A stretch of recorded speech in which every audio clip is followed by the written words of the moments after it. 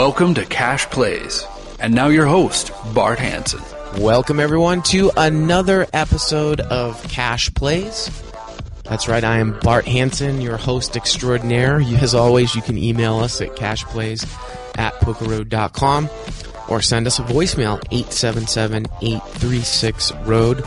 We have a superb show this week, a conversation with Samoleus. Samoleus Neiman Vasudev Kenkray, otherwise known as Punkity, playing on PokerStars right now. Online superstar. 6 maxes, 25-50, no limit. A lot of you guys know him from his extensive writings on 2+2. One of the biggest, if not the biggest, winner on Stars in the no limit games. He lives in the Boston area, and he actually comes down and plays live only twice a year, once in the spring and once in the fall.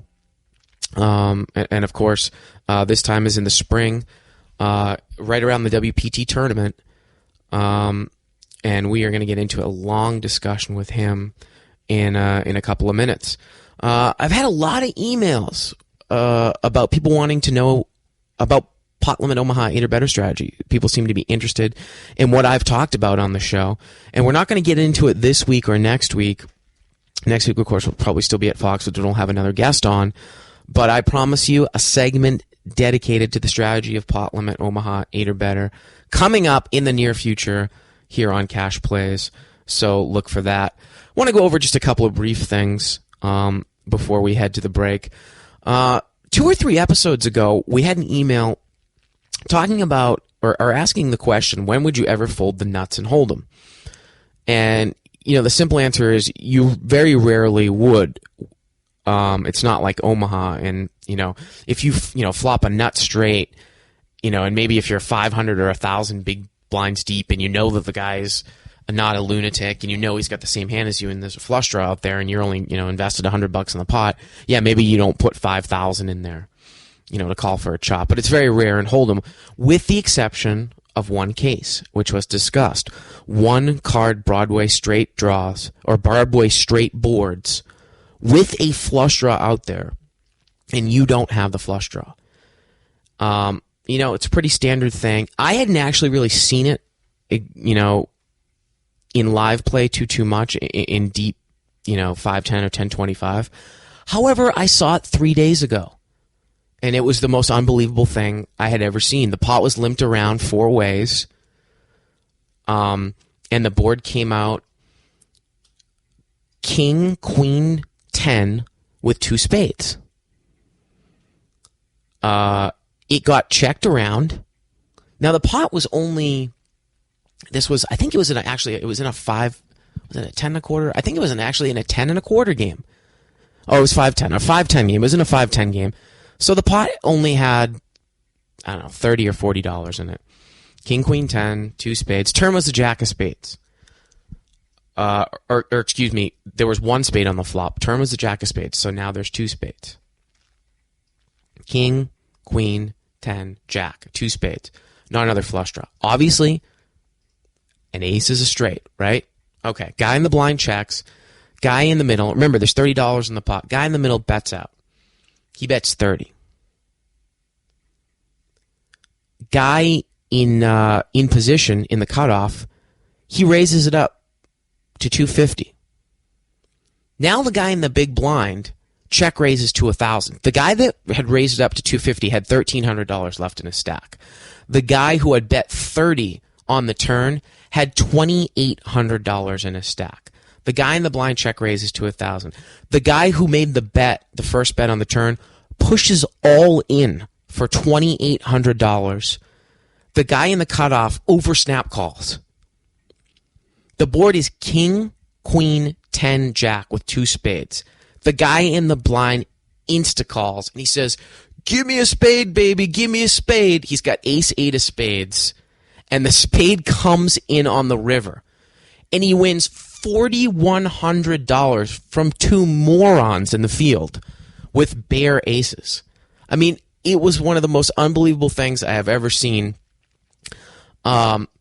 You know, you got to play defensively on that board. You know, it's an interesting thing.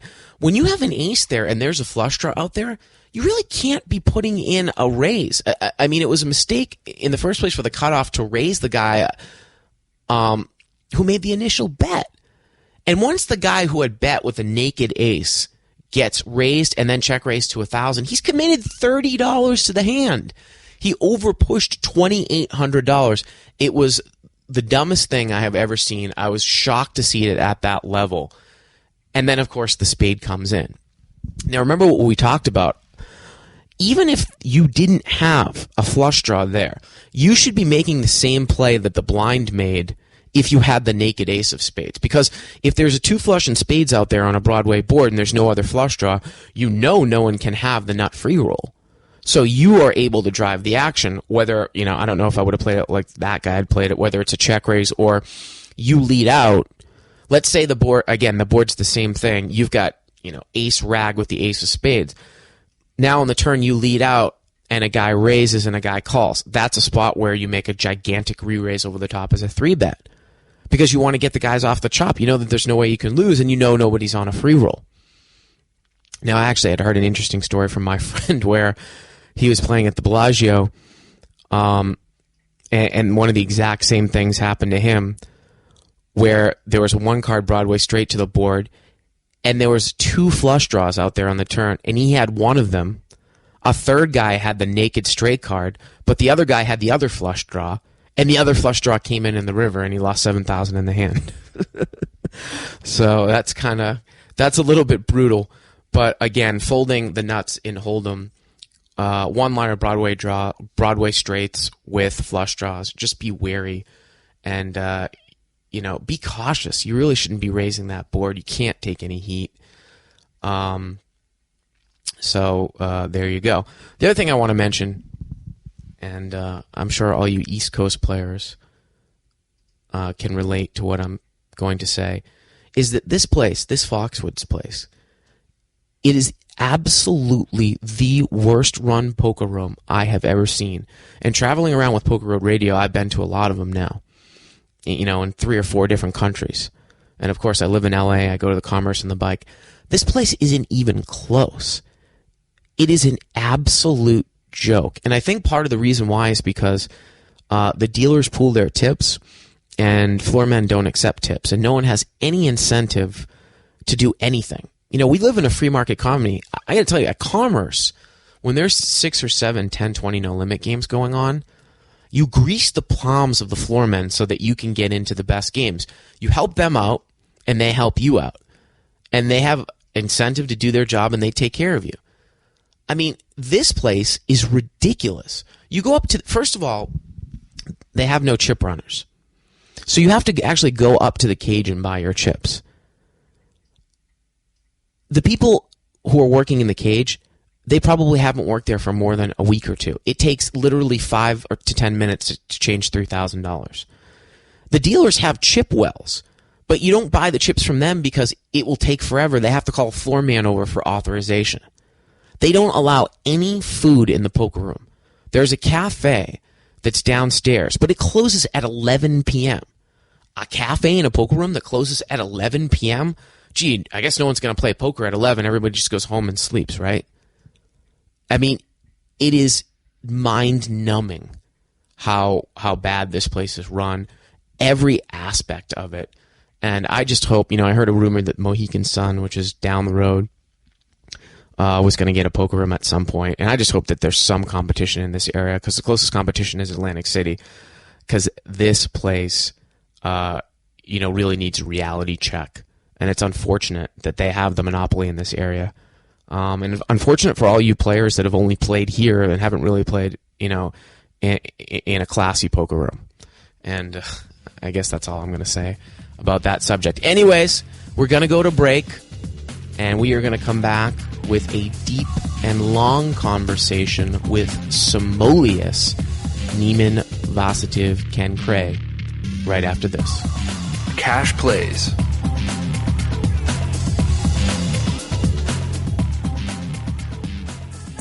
Not listening to Huff and Stapes on Two Jacks in the Hole? Here's what you're missing. You remember correctly from college, I bought my roommate, Johnny A., Girls Gone Wild for Valentine's Day. And that one haunted me for about a year and a half before I finally canceled it. I mean, You I mean must have 75 videos later? Yeah, 75 videos and $1,000 later. Well, the best part about that was that you could send those videos back if you didn't open them, but someone would beat you to the mailbox every single day and open them, so you couldn't send them back. Yeah, and it was just amazing. Gross. And eventually got very repetitive. It would be like the Girls Gone Wild box with the brown cover, and it would just be some girl shoving something unholy into herself Yeah, over they really and over again. It was phoning it in. Yeah. It was just gross. It wasn't even erotic. It was just horrible. I liked it. Two Jacks in the Hole. Everything to do with laughs, nothing to do with poker. Only on PokerRoad.com.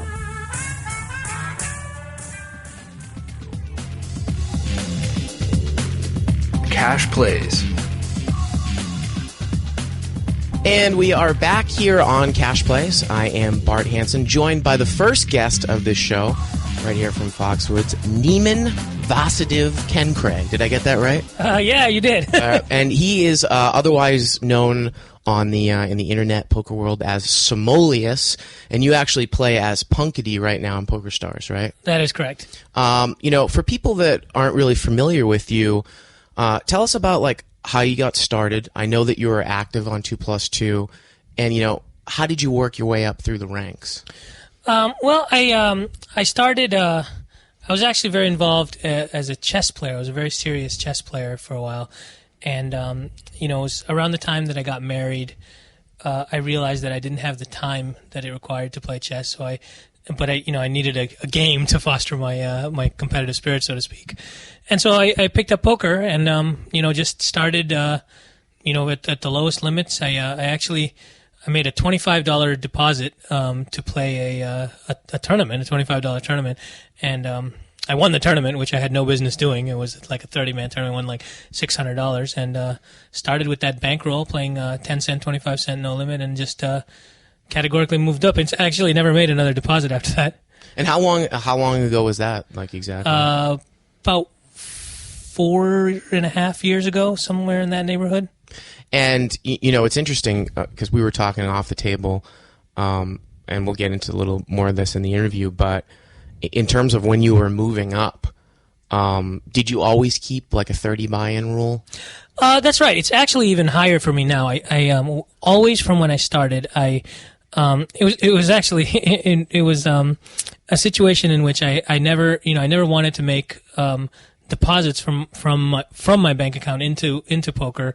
Partly just because the comfort level of my wife and stuff for me getting involved in poker seriously. So I always wanted to be very conservative with my online bankroll. So I always started with a 30 buy-in rule. Whatever limits I played, I never played unless I had at least 30. As I've moved up and the games have gotten more aggressive and volatile, I've actually increased that to 60. And I know that's a lot higher than what most people do, but I play a pretty volatile style. So now if whatever limits I choose to play, I don't do that unless I have 60 buy-ins. Now, it's interesting, too, because, a lot of the people that listen to this show, they might be anywhere from 50 cent, $1 players, 5, 10, no limit. No, but I do get a lot of bankroll questions about bankroll considerations. How much should I have to play in this game? If a guy's playing full ring versus 6 max, I assume that the variance volatility would you say is a little bit higher than 6 max? You might need to be a little higher rolled than just a regular full ring game? Actually, no. I would say you need to be higher rolled in a smaller game. In a smaller game, okay. Right, if you're playing 6 max, you need more money than if you were playing a full ring. Right, that's what I mean. Okay, sorry, I misunderstood you. Yeah, there's a number of factors, really. One is your own style of play. If you tend to be a very aggressive player, bluffs a lot, have got, will play draws very aggressively and so on, then your volatility will increase. Also, if your opponents are similar. Also, depending on how much of an edge you have in your game, the more of a positive expectation you have, the more you can sort of have less of a bankroll. And of course, the number of players, the the fewer players there are, the more volatile the game's going to be. If you're playing heads up, you could go through 20 buy-ins in a session.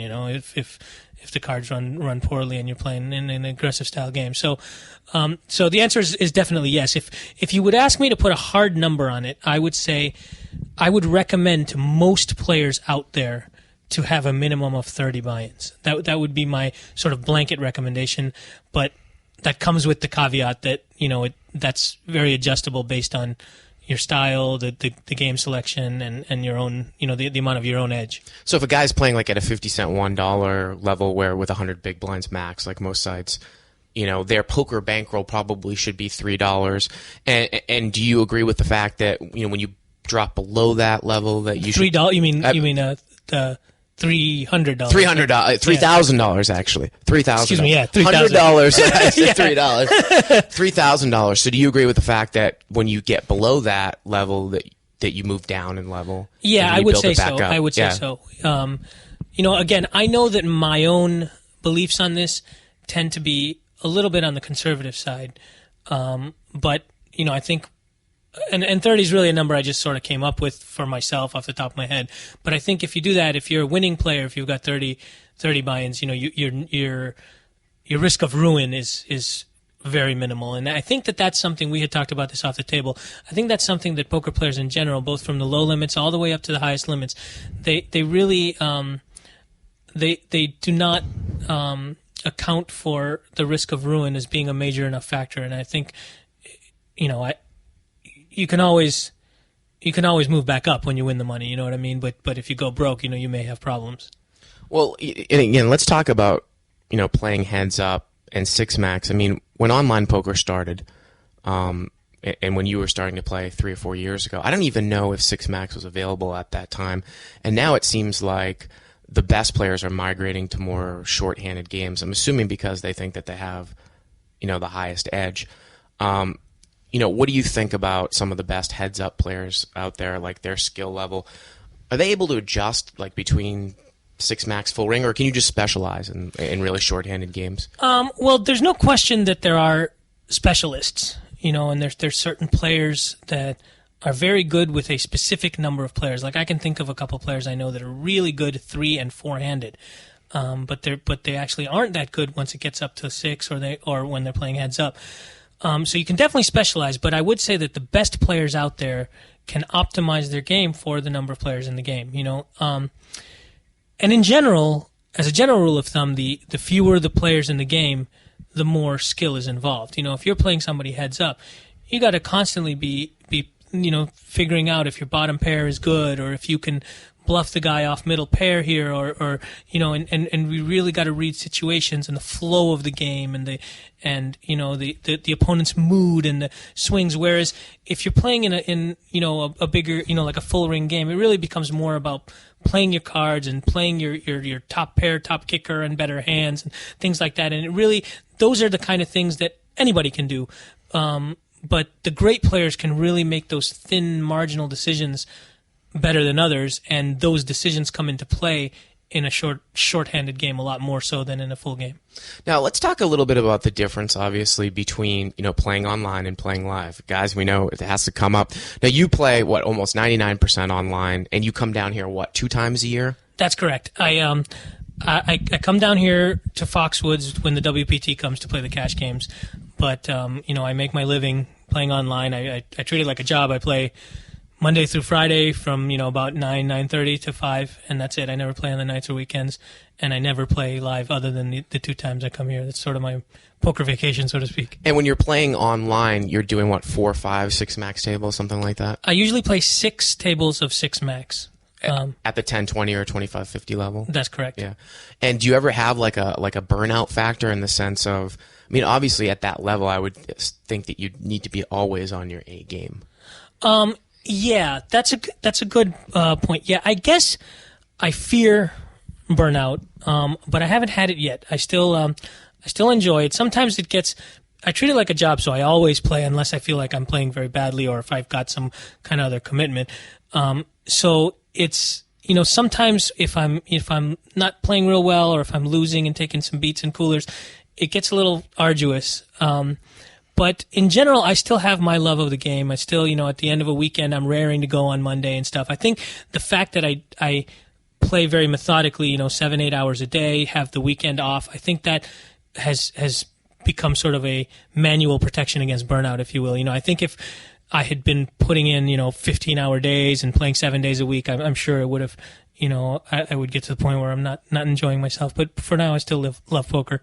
Now, I've actually had the opportunity to play with you, I think, now in 3 sessions, and I wrote some notes down, a couple things that I that I noticed.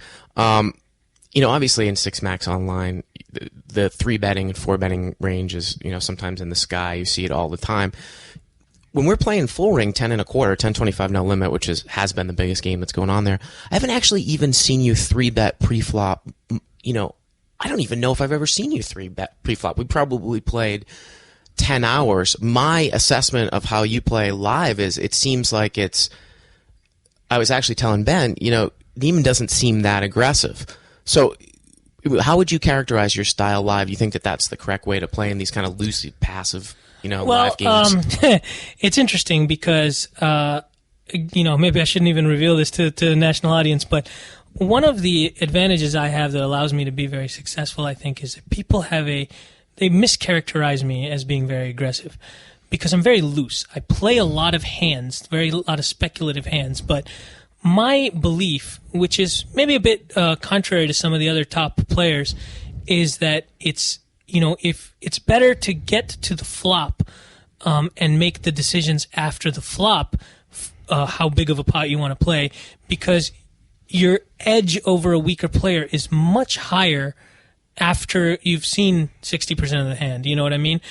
And so I tend to play that way. I don't amplify the pots pre-flop, even online very often. I mean, I do. I am aggressive. I certainly more so than the ring game. But in a full ring game, there's a couple of reasons for it. First of all, respectfully, I find that the caliber of the competition is a lot worse than online. The players online are much, much better.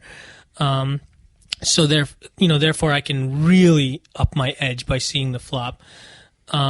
Secondly, and this is a big one, the games are so deep here. When you're online, you're playing only 100 big blinds. So, if you flop certain kinds of hand, if you've got a pre-flop hand and you get re-raised and you hit it, you can usually commit to it. Whereas here, I think a lot of money to be made is in really getting people to overplay a hand and put in, 600 big blinds when they shouldn't, and so on. So, and I think it's more valuable to not bloat the pot pre-flop and then have to, even if you've got a hand like aces, you got this big pot pre-flop, but you still got, 600, 700 big blinds behind, and now you put yourself in sort of an uncomfortable position if you're unimproved.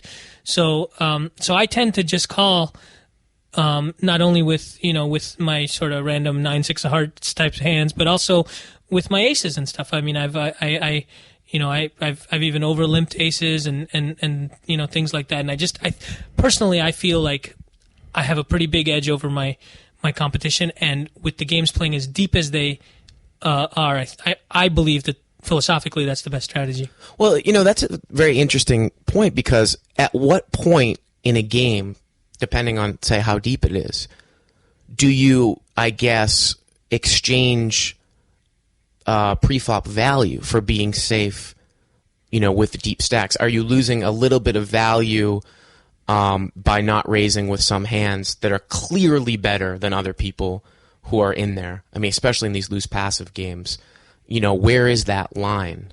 Yeah, that's an excellent question. That's an excellent question. And the answer is, as you probably know, it depends. Yeah. It's, I definitely didn't get maximum value in a couple of hands. Like, for instance, I had a hand, last night with, with a couple player. One guy raised pre-flop. I called behind him with aces. Another guy called behind, and the flop came down, king high, and he checked. I bet he folded, and he showed a pocket pair. And both of them folded. And I think that that kind of hand, if I had re-raised pre-flop, he would have called, and so on. So there's definitely situations where I don't get full value, but I guess I'm kind of going off on a tangent because you wanted to know where the line is. Like, I can't really give you an answer about how many big blinds. If you sort of twist my arm and force me to give an answer, I'm going to sort of say if you're 250 to 300 big blinds deep, I see a lot of value in being, just keeping the pot small all the time, regardless of your strength of your hand. But that's very... It's like a sliding scale depending on the caliber of your opponent. You know what I mean?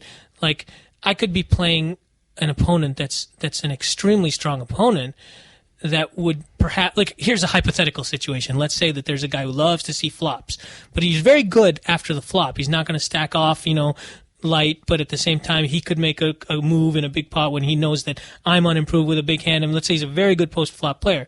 But let's say his weakness is that he's, pre-flop, he's going to see too many hands, play too many pots. Well, against him, the right play may be, in fact, to go ahead and blast the pots pre-flop and win like these medium-sized pots most of the time, throwing bad money after good to try to get, particular scenario. Because I know I'm good enough that I'm not going to stack off light unless the circumstances are just right.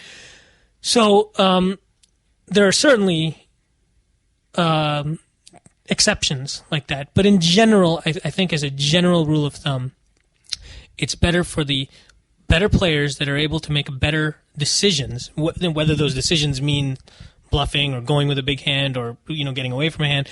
It's better for those players to keep the pots generally smaller in a deep game. And if you want me to answer what a deep game means, I'll throw out a number and say 300 big blinds. But that's that's a sliding scale. Now, some guys coming from the internet are comfortable, and I know a couple people that like to buy into the game for only maybe 100 to 125 big blinds deep. I'm assuming in that spot, with kind of what is a medium to short stack, that re-raising for value and playing aggressive on early streets, warrants some conversation, some consideration, absolutely, right? Absolutely. If you're playing with 100 big blinds, you're sort of, especially if you're playing in a game in which players are splashing around a lot. Let's say you've got 100 big blinds in a game where everybody else is sitting very deep and they're playing a bunch of, speculative hands and so on. And then, it would certainly be it pains me to say it because I hate, I would never play this way. I like deep stack poker, but, it certainly would be a profitable way to kind of sit and play tight. But then when you come into a hand, play very aggressively, especially because at 100 big blinds, if you've got, a top pair, top kicker type hand, you can stack off with it if you hit it. If you got ace queen, you get the money in, and a queen hits. It's usually not going to be a terrible mistake to put in your stack with it. You know what I mean? So the answer is yes. It's just you don't want to be in a situation when you're sitting deep, and you've got, for instance, pocket kings, and you've got a big pot pre-flop. You don't improve, as you usually won't. And you just don't know because your kings, an unimproved kings is not good enough to stack off 300 big blinds. But if you're making big bets, your opponent's calling behind, you don't know what's going on. You know what I mean? So you want to be able to play a pot that you can bloat when you feel it's right to. One of the other things that I always used to, talk about on Live at the Bike, which was live cash games, we're fast playing monster hands, especially when you get deep and there's a lot of money on the table against opponents that are weak. And I'm talking about recreational live players, not, the internet types, not the thinking types. Is the best line to take with a nut hand, to just go at them as opposed to maybe check raising a street? I mean, do you, I'm sure you change your line up, but if you've got a guy who seems weak, how do you play a big hand? That's a good question, and it's very, very hard to answer with a formulaic statement because it's so dependent on when you say a guy is weak. I would have to ask you, well, what do you mean by weak? Like some guys are weak, scared. You know what I mean? Like they'll get away from hands and they'll or that they shouldn't get away from, or they'll chase draws and things like that. Other guys are weak in that they're just if you show weakness, they're extremely aggressive. Again, we played at the table a couple nights ago, and there was a player in our game that was just maniacally aggressive, in a very weak way. You remember that guy, right? Yeah. Yeah, against a player like that, you don't want to show him too much strength. You want to actually feign weakness because if you feign weakness, he's just going to go berserk on you. You know what I mean? But other players, let's say, you got one of these recreational players that thinks that, their top pair is gold and you flop a set. Well, you want to go ahead and go at them hard because if they're not going to fold that, perhaps they won't re-raise you or whatever, but they're not going to, they're going to continue to call you, and especially if you go after them early in the hand. Poker in general has changed such that people are a lot more aggressive with draws than they used to be. And so the nice thing about that is when you flop a huge hand, you can play it real aggressively and you don't have to worry necessarily about losing your market because people will talk themselves into you having a draw. You know what I mean? Right.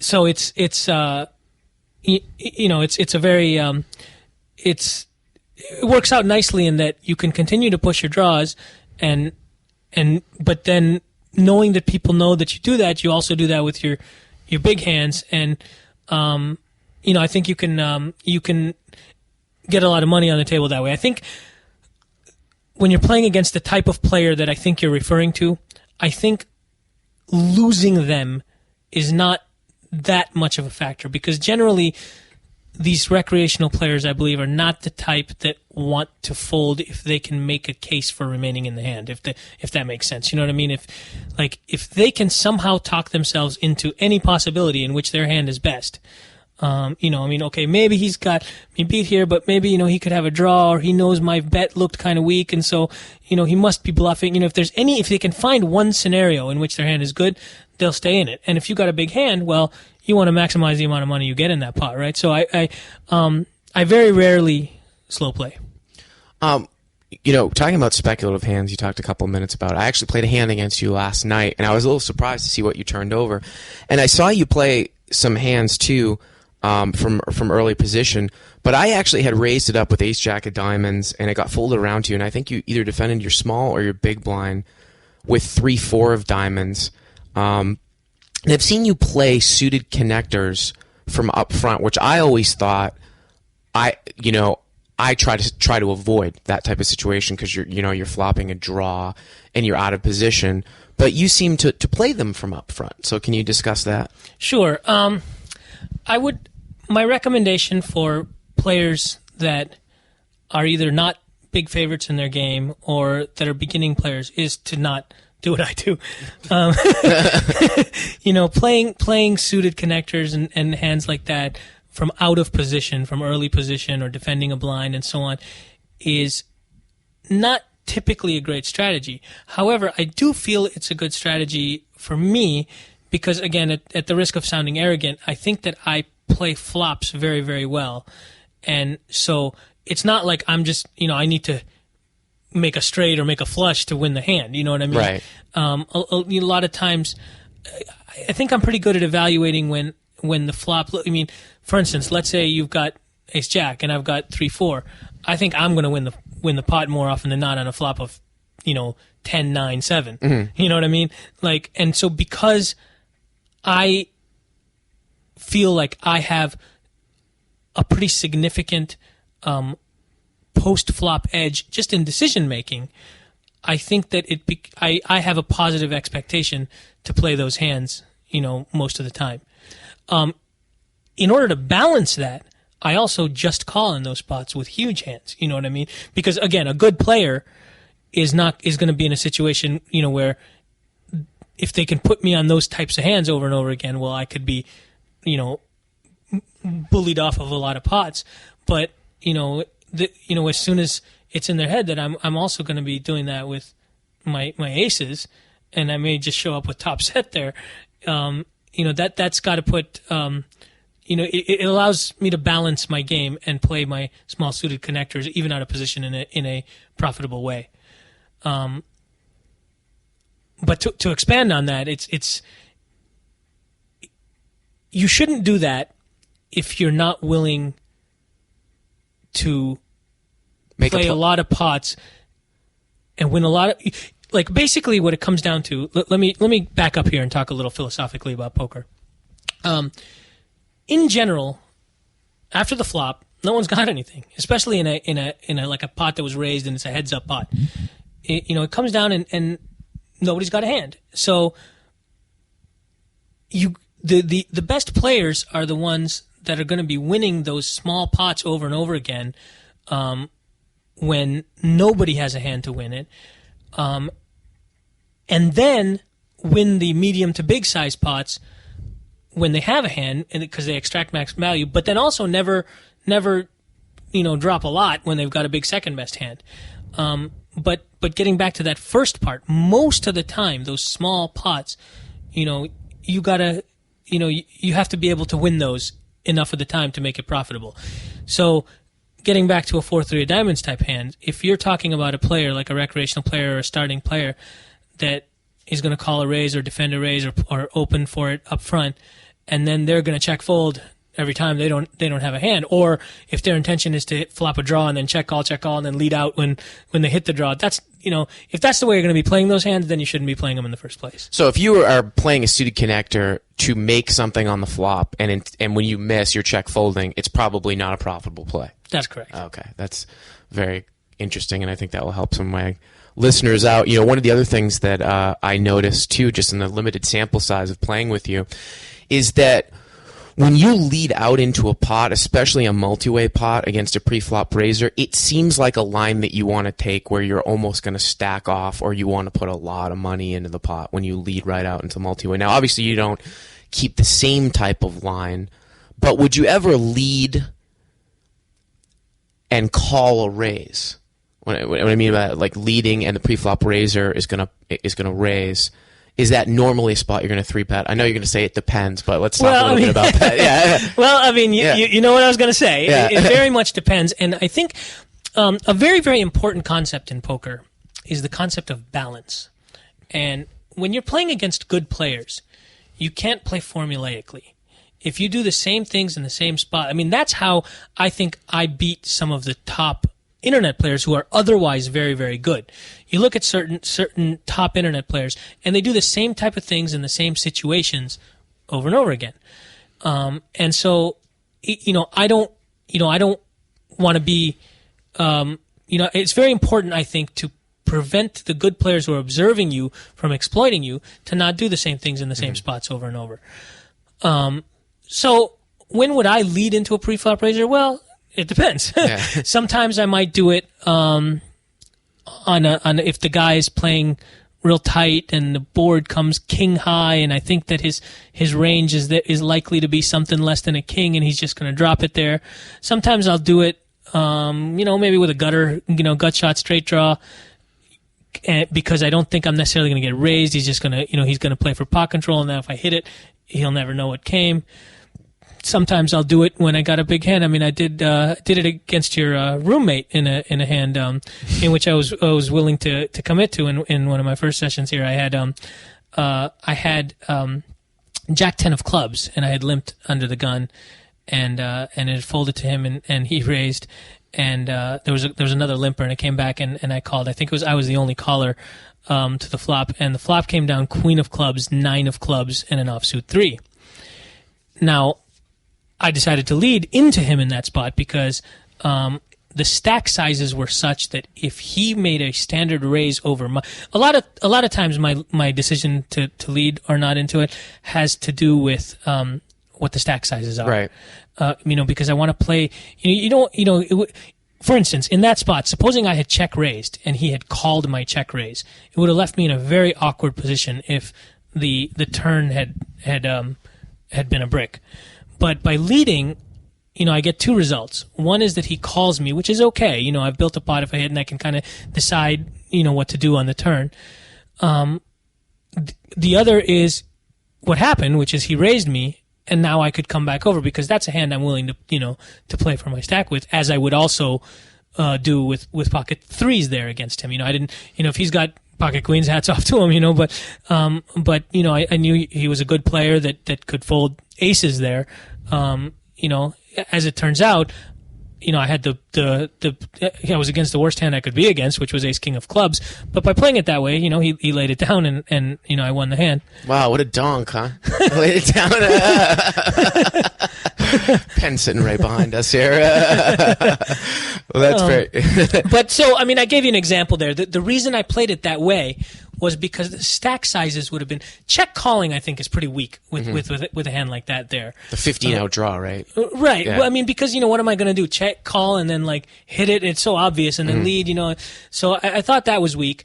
But check raising would have been very awkward if he just called, because there's still, that would have been about half his stack, or a little bit less than half his stack left behind, and now. What do I do on a brick? Plus you never know if he's got the bigger draw there. What goes on? Whereas by leading and getting raised, I can then put my stack in on the flop, and it's a hand that I can go with. But there's plenty of times where I lead, and if I get raised, I'm going to fold. There's other times where I'll lead. I have a hand that I want to play for 2 bets on the flop. Say, for instance, like as an example, let's say on that exact flop, Queen 9-3 2 suited. Let's just say hypothetically I have Queen 9 there, and I'm not quite ready to, play for my whole stack here, because my opponent is such that he just might have, pocket threes if he's putting a lot of money in, or he might just have me beat, or whatever. That might be a hand where I want to underrepresent my hand by leading, getting raised, and then just calling. You know what I mean? And it's sort of like a bluff-inducing hand now, or not a bluff-inducing, but a value bet inducing hand, because now the turn, let's say the turn is, if I play it that way, let's say that I lead, get raised, and called, and now the turn bricks. Now I check. If my opponent's got aces, he's going to be worried I have a draw. He's going to bet again. I'm just going to call again. Right. You know what I mean? And it's, so, again, I've given a couple examples where I might lead into a preflop raiser. As you can see, the answer is it depends. Right. But I'm, I've been trying to give some examples how it depends and where it depends and so on. Absolutely. And I think that one of the mistakes, at least I've seen, and again, a lot of the listeners play in restricted buy-in live cash games, where maybe their opponent, after a certain raise, might only have 1 to 3 times the pot size in their stack left. They might flop a draw when they had called, and instead of going for max fold equity, which might be, let's say that the opponent had like a pot and a half stack size, they check, the guy makes a continuation bet with ace king, and then they check raise with their draw, and the guy's committed, and he ends up calling with ace high. Yeah. I mean, I think that one of the very common mistakes you see even at high levels of poker is your decisions on how to play certain hands should really be a function of the stack sizes. One rule of thumb I always tell my students. I give some private poker lessons, and as well as just my friends I talk about poker with. And this is a sort of a rule of, like a golden rule. You should never, ever. There's no exceptions to this. You should never make a bet or a raise in poker if you don't know how you're going to handle a re-raise. You know what I mean? So now that doesn't mean that you should make a bet or a raise and not be willing to fold if re-raised, but you should know. You know what I mean? And if you don't know, well, maybe you shouldn't be making that bet or that raise. You know what I mean? So I'm sorry. I guess I got off track a little bit, but I'm sorry. I actually forgot what was your original question. It's okay. We were just talking about flopping a draw against a short stack. Oh, right, and trying to take a line that has maximum fold equity, and a lot of times people take the wrong line. Yeah, I mean, I forgot about that. That particular situation that you described is just a very, very blatant technical mistake. There's no room for interpretation there. If you've got a draw there and you're going to check and your opponent's bet is going to be committing, well, you shouldn't have played it that way. You know what I mean? And if you have played it that way, now, if your draw is not like a double draw or a pair and a draw or something, you got to fold it. But on the other hand, if your stack size is such that you've got a pot or two times pot or whatever, you got to be making that bet yourself or be willing to check fold it. It's a mistake that you see very, very frequently. People not handling their stack sizes very well. Let's talk about training. You brought that up, and I wanted to ask you, we'll talk about what you do with training, but I want to talk about how have the major commercial training websites now, like a Card Runners, Deuces Crack, Stocks Poker. How has that changed the face of not just internet poker, but do you? Well, I guess you wouldn't know in live poker because you're only playing a couple times a year. So how has it changed internet poker, and has it changed it at the levels that you play at? Most definitely. I think, I may not be the best person to ask about this because I actually haven't seen any of these videos or anything myself, but I understand from my students and from other people that I talk to that the Card Runners and the others, they teach a certain style, which is sort of becoming part of the arsenal of everybody, like 3-betting suited connectors and just certain very, very aggressive ways of playing. And so it's sort of turned the face of internet poker into a much more aggressive game. I mean, a couple years ago when I was playing, I was the most aggressive player out there. I was peppering the pots all the time. Now it's quite the opposite because I actually, personally, I'm a little bit at odds with the philosophy that they teach. I mean, I think that the players that teach it are great players, but I don't really think the style that teach is really, I don't agree with it. I could talk about this for hours, but in terms of, I don't like the concept of 3-betting with hands that have a lot of value in like a stack to blind ratio. For instance, like a suited connector. If you've got a nice suited connector and you're playing 100 big blinds deep, well, you've 3-bet it. Now you're in a situation where there's 2 more bets left. But with that kind of hand, you want to be able to, to call a raise and then have more of your stack relative to the blinds left, so you can play it aggressively, maybe have more fold equity, or play it for pot control if maybe you flop a pair, like a middle pair or something like that. Personally, I think the best hands to 3-bet are your monsters and the hands that are outside of your playing range, that maybe have some little value that you wouldn't even call if you have a hand like 8-7 suited, it's got a lot of value in seeing a flop, and after the flop, you can decide how big of a pot you want to play. I mean, if the flop comes down Queen 8-5, you can try to go into a pot control mode and try to play a small pot with it. If the flop comes down, 9-6-3 with your, 2 of your suit, now you can decide to play a big pot. But if you 3-bet it pre-flop, you're already in the situation where, once you make that continuation bet, if you do, now if you get raised, you're, that's the whole stack. You know what I mean? So I know that's what, at least Card Runners, I don't know about some of the others, but I know that's what a lot of the pros on there teach. And I personally am at philosophical odds with that concept. I don't think it's a good way to play. Can you play a successful brand of poker at the level that you play at, shorthanded, and not be too aggressive? Can you actually be one of the more passive players and still be very successful? Well, you certainly can't be passive. I mean, at a high level of poker, the level of the games that I play at, you're not, because there's lots of aggressive players, but they're not poor aggressive players. And what I mean by that is, there was a couple of years ago, you could just be a set miner, right? You could just sit there and fold your hands and then get all the money in when you flop a set, and or just get it all in, when you have aces pre-flop and people are going to be calling you. You can't do that anymore. Now there's these very aggressive players that are really attacking pots, but they're also good enough to not pay you off on a big hand. So you can't be a passive player. However, I don't think that the sort of en vogue style right now, which is an extremely aggressive style, I don't think you have to play that aggressively to be a big winning player. And I think that I'm a living example. I'm a lot less aggressive than people think I am. I'm always stabbing and chopping at pots, and I'm doing a lot of, but I'm not double and triple barreling and putting tons of money in the pot that often. I am sometimes on a bluff, but it's not maybe more so than your average player, but certainly not more so than your average high limit internet player, you know what I mean? And so my answer to you, sort of in a nutshell, would be no, you can't win being a passive player, but you can certainly win without being a very aggressive player. Now let's talk about your personal training. I know that I overheard you talking to somebody at the table that you had some one-on-one students, but you're trying to phase that out now.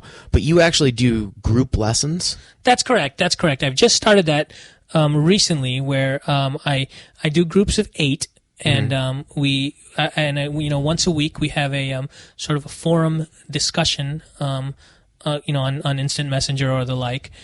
And we discuss, I cap the number of students at 8, and by doing that, I'm able to give personalized attention to everybody instead of making it like a grand big lecture or something.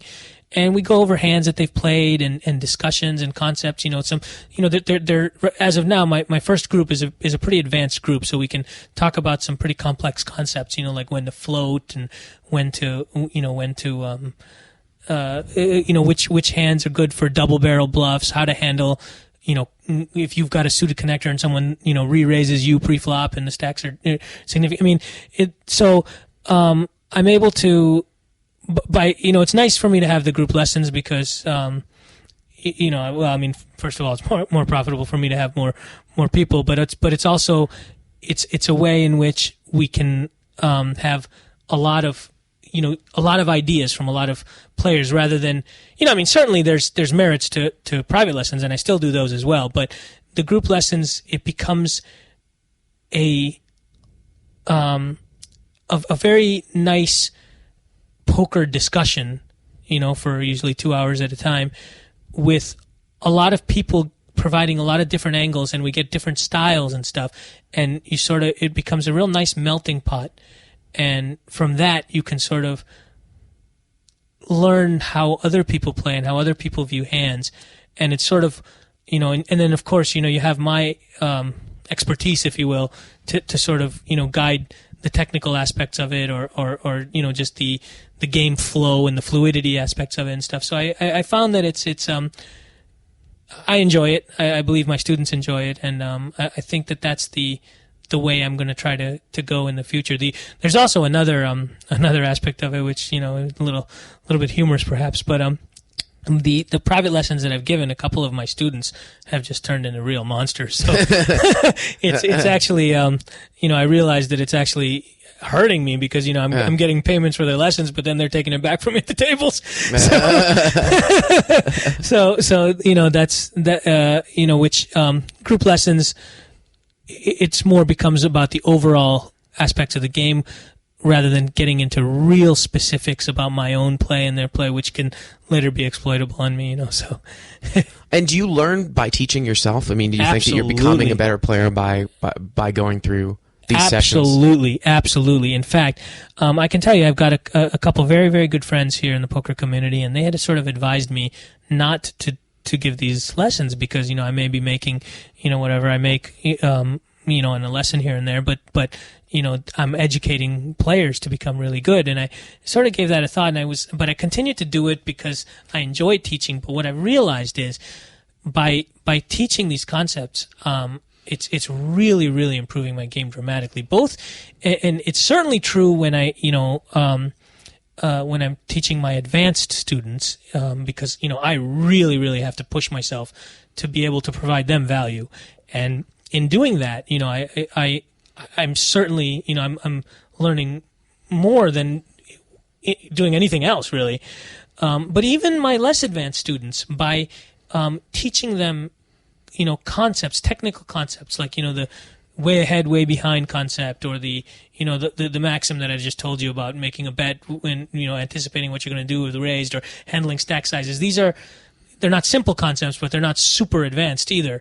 And in teaching these, by teaching these, I reinforce them in my head, so it becomes very second nature to me when I play. I don't have to think about it, So it's the answer to your question is absolutely, it helps me a ton.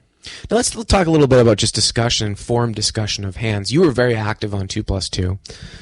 You said that you haven't really seen any of the training videos, but do you think that you can, if you're really trying to improve your game, that form discussion is a useful tool?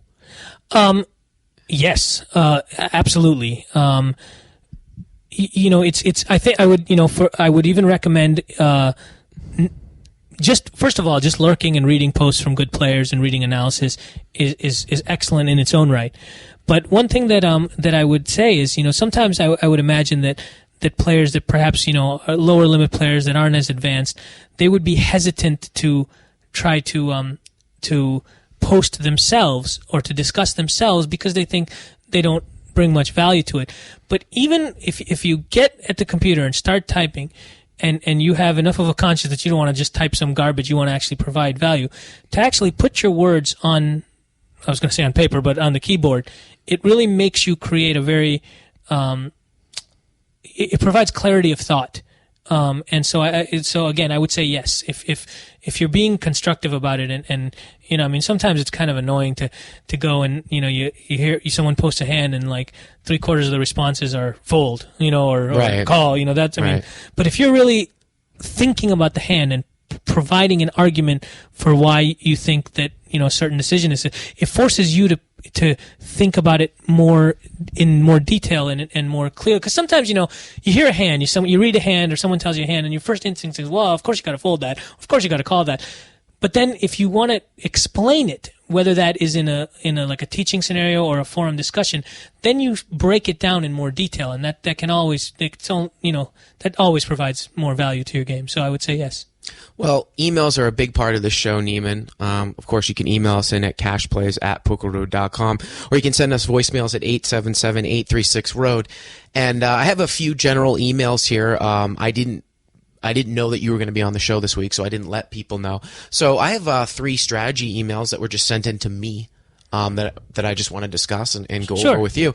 The first one comes from Michael Schaefer from Los Angeles. He said, Bart, could you talk a bit about when it's correct to raise what appears to be a river blocking bet when you're in position and no limit hold'em? Blocking bets at you, at the end of a hand. I don't know if you see this more commonly online or if you see it live. How do you handle that? You certainly see it, and it's an excellent question from Michael. You know what the answer is? It depends, but let me see if I can expand on that a little. One of the most important things in poker is observational abilities, and putting what you see into use. So, when you see what appears to be a blocking bet, let's say that there's 1,000 in the pot, and someone makes a bet of 500, half pot or something, and now what should go through your mind? Okay, well, that's a small bet. Have you seen this guy make such a bet before? And then, you think, okay, I remember there was 1,000 in the pot, an hour ago, and he had bet 900, and when he was called, he had a monster, he had a set. Okay, so when he's making that small bet, it's unlikely that he's doing that with a monster trying to get paid because, in the similar situation, he had made a big bet.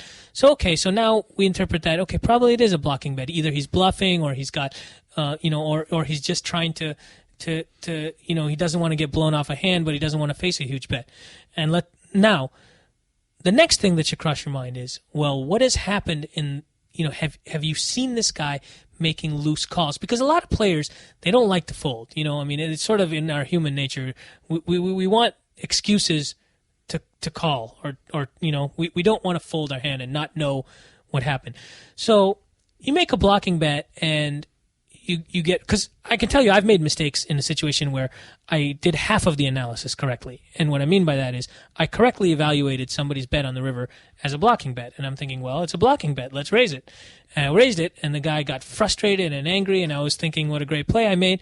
And he got frustrated and angry and made a crying call. And so you got to, you got to do the second half of the analysis. You got to evaluate the person. Hopefully you have some history that you can remember. But if not, evaluate what he looks like, or if you're live, or what what his mood is. Has he just recently lost a few pots? Is he tilting? Is he down? Is he the kind of player that you've seen before make a tough fold? Is he the kind of player that you've seen make a very light call? what's your image? Do you look like a big bluffer? You know what I mean? Have you made a raise on a river bet before and been able to show a big hand? Or have you made a raise and shown a bluff? Incorporate all those and make the optimal decision. So again, while it's an excellent question, and I wish I could just say, well, if the river bet is less than half the pot, then you should, it's you got to incorporate all of these factors. And again, the most important thing is try to keep a memory bank of when you see a hand from a player, you see a guy make what appears to be a big fold or what makes a thin call, or if you see him make a blocking bet, get raised, and then make a call with second pair or something, or top pair weak, make a note of that and play accordingly.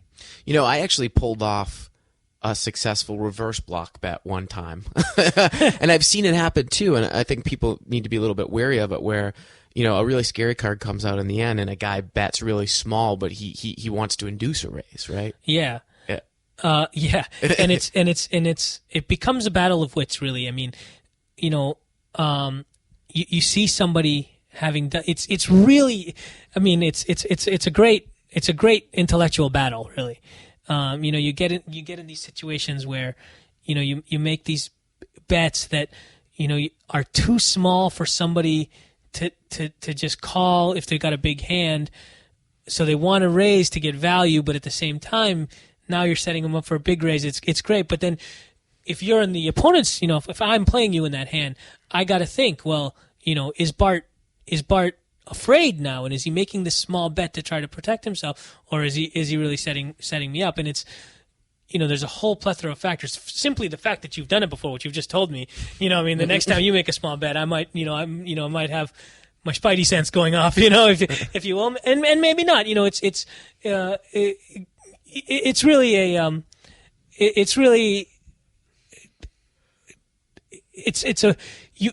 I guess the best way to answer this question, and really any other question about poker, is so much of it has to do with pattern recognition. And I think one of the biggest mistakes that players make, and it's very hard not to do this, is they play the same kinds of hands the same way in the same spots. And the reason it's hard not to do it is because you play poker according to your style, and your style is really a function of your personality. So you feel like playing a certain way is optimal. You may decide that if you got a nut draw, it's optimal to attack it. Or another player may decide it's best to slow play a set or so on. But the thing is, whatever you decide is optimal, well, if you're in that situation, you want to make the optimal play. But and that's certainly great if you take each hand in isolation. But when you talk about playing players that you've seen before and you play a whole range of hands with, you have to be able to mix up your game. And by mix up your game, it doesn't mean doing silly things, but it means taking slightly perhaps suboptimal lines sometimes, in order to not fall into patterns. Now, having said that, you also want to exploit the fact that no one really does that. People very rarely deviate from their own patterns. So what you want to do is be very, very observant to your opponents and their patterns, see what they're doing, and really try to get a read and exploit them accordingly. So, to answer the question about the reverse blocking bets and the blocking bets, it would really be a function of your opponent's frequencies and their patterns and what their mentality is there, really. Couple more questions. Second question here comes from Devin from Canada. He says, just curious if you could discuss floating in cash games and when to do it or not, as well as when to avoid it and at what stakes that it works. Now, that's, I'm sure, a pretty complex question. That's a pretty in-depth question. It's a great question, but nearly impossible to answer. Again, the answer is it always depends. It depends on your opponent's patterns and frequencies and such, as well as your own image. That being said, I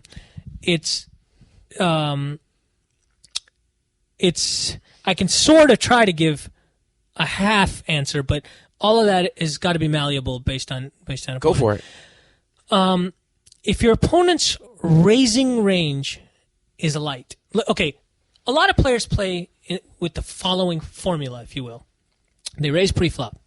If they get one caller, the flop comes down, they will make one continuation bet.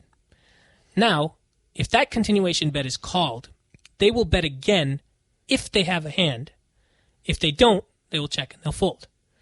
Now, let's say that your opponent is playing with that framework. Mm-hmm. Now, let's say the flop comes down, and let me take that a bit further. Now, let's say they'll check, they'll bet the flop, then they'll check on the turn, and if you bet into them, they will fold any hand that's not top pair or better. Mm-hmm. So, let's say that your opponent has a fairly liberal raising range, so he's not just raising ace king and pairs. And let's say the flop comes down with no draw, king 7-2 rainbow, and he bets into you, and you're sitting there with let's say 6-5 off, 6-5 suited, no pair, no draw. That might be a good spot to call the bet. You don't want to raise there because you're putting more money in, and if you're wrong, you're putting in an extra amount greater than the flop bet that you're going to lose. But if you just call and he checks the turn, you can be fairly certain that he can't beat a king, let's say, against this particular opponent. And now you bet and take it down. So that would be a good spot for it. Do you look for like a backdoor draw on that flop? Like if you had a 5-6 of spades and the board came out king 7 deuce with one spade. I mean, there's a lot of cards that come on the turn that can give you some sort of draw, certainly. Right? And it's a small consideration. And I mean, I actually think floating you have a lot of added equity if you actually flop some kind of like gut shot or something. Let's say, in fact, let's take that same flop that I told you, but let's say it was king 7-3. Mm-hmm. Now 6-5 would be a real nice one because let's say he does have a big hand and you hit that 4. Well, he's not going to put you on that. Right. You know what I mean? So most certainly you're always looking for added equity. When you make a move. You know what I mean? Like.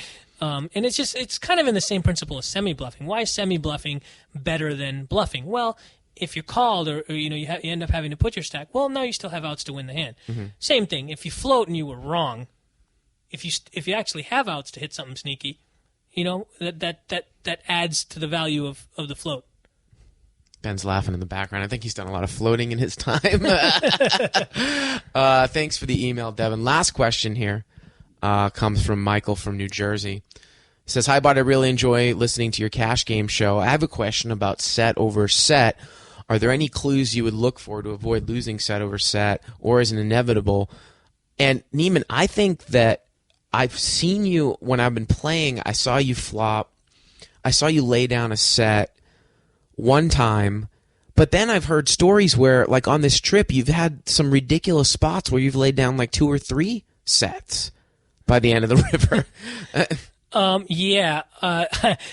More so than ever before in my life, I've had to make some really big laydowns. I've laid down a set of queens, which against a set of kings. Jeez. The hand you saw, I think I had a set of 7s against a set of aces, and I also laid down a set of 5s on a board of King Jack 6-6-5, which was also difficult. I know I was right on the 7s that you saw and on the queens because those hands were against some very good friends of mine, and I know they're telling me the truth. The other one. I'm not sure. I think I was right. But the answer is this. If you can't fold a set, then you shouldn't be playing 500 plus big blinds deep. Okay. Mm-hmm. Again, I'm just coming up with that number off the top of my head here. I haven't really thought about it.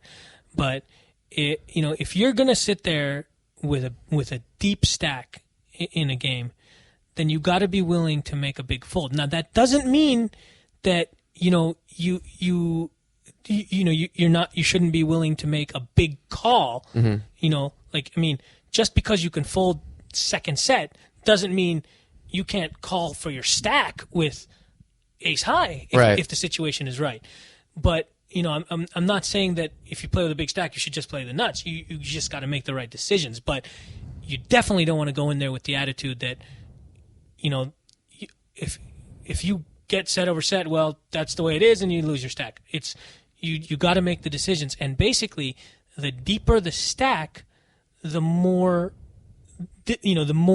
complicated the decisions become. Whereas if you're sitting with 100 big blinds and you've got ace king and a king flops, you can put it all in. You know what I mean? It's not.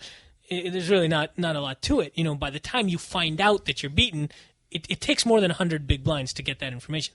If you're playing with 1,000 big blinds, well, you can gather a lot of information by the amount of money that's being put in the pot, and you use that information to your the best you can. You know what I mean? Can you go over that hand with the kings and the queens? Sure. Yeah.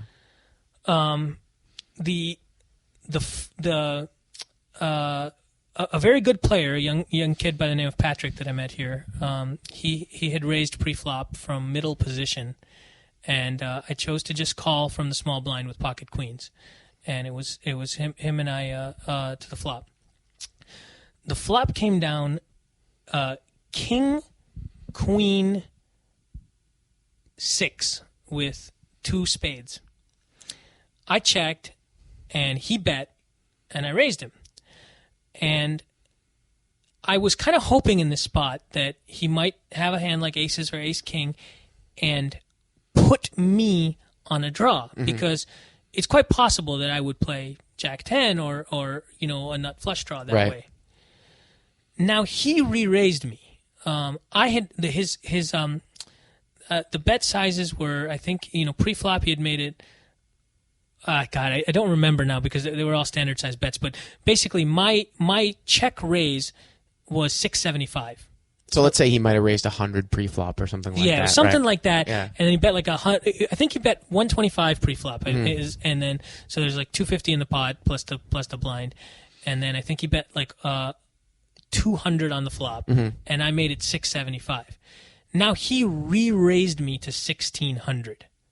Now here's what I'm thinking. This is the kind of player so I'll go through my thought process in the hand. This is the kind of player who's an I thought he was a very good player. Perhaps slightly a bit of an overplayer. Slightly. But certainly one that can attack a draw and very aggressive and play his hands very, very aggressively. I thought he's not going to give me credit for such a big hand right now because he would think, first of all, it's probably likely that I would have re-raised him pre-flop, number one. Number two, he thinks that I could do this on a draw. You know what I mean? However, there was one thing that sort of set off a little bit of alarm bells for this particular player, and this comes down to what we were talking about before, Bart, and that's the reading patterns. If this guy was doing this with a draw, I'm fairly certain that his re-raise would have been higher. When I made it 675, I don't think he would have made it only 925 more. I think the re-raise would have been more in the neighborhood of like 2,000 plus. With like an ace jack of spades type hand. Exactly, Yeah. exactly. So at this point, I haven't completely ruled it out, but I'm thinking that he has a hand that he thinks is best. Okay? So, but that could easily be king, queen, pocket sixes, possibly pocket aces. He's the kind of player who would want to shut me out of a draw too. You know what I mean? So it could be something where he's re-raising because he doesn't want to price me in for my own price if I have a draw, but at the same time, he doesn't want to go crazy with like ace, king, or aces there. So I just called. The turn was the jack of diamonds.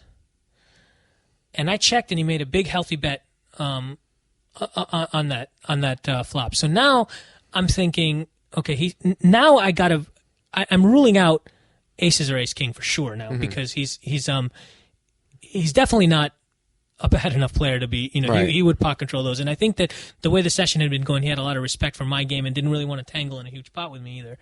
So now I'm sitting there and I'm thinking that, a draw is also, a draw was always in the back of my mind. But two things happen here.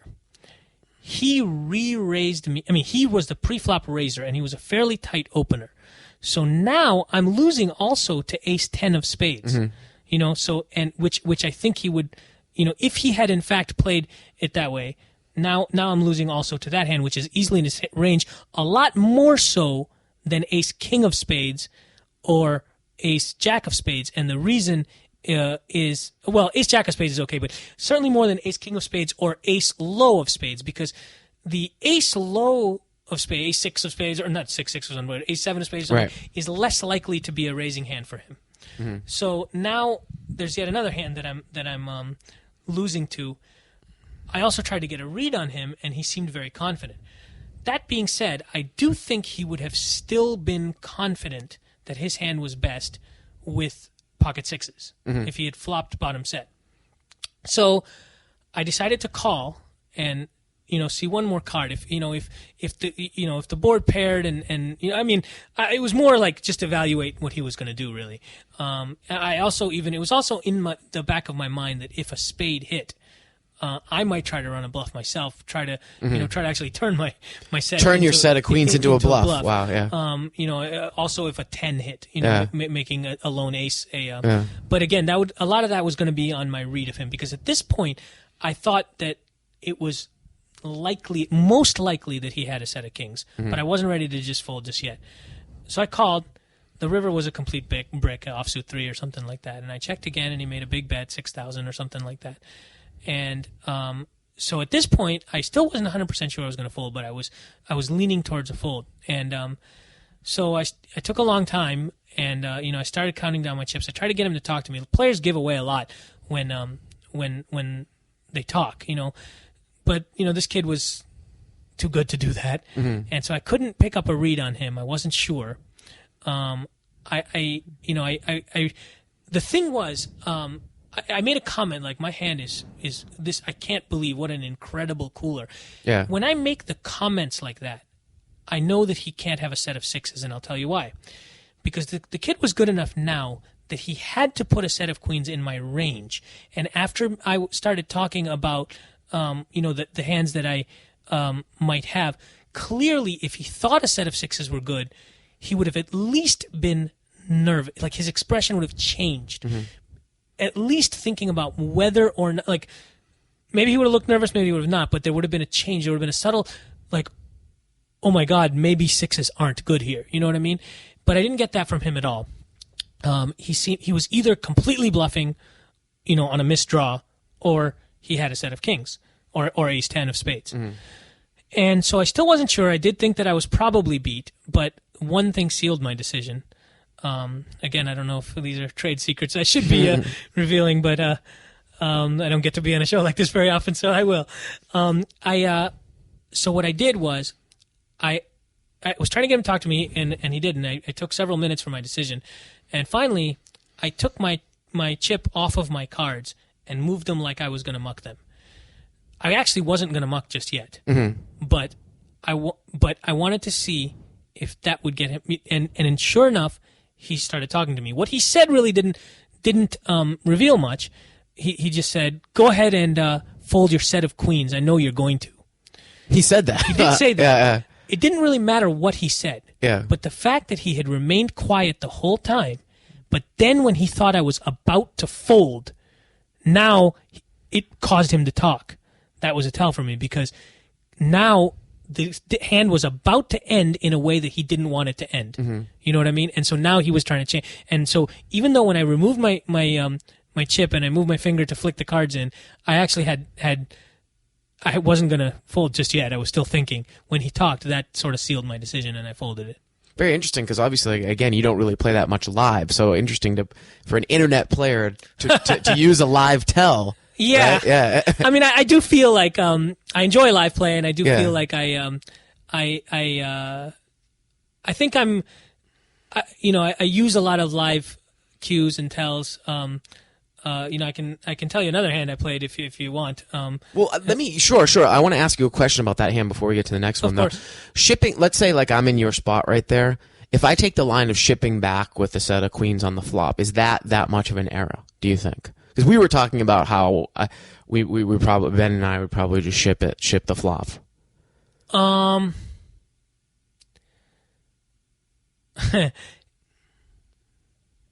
I would say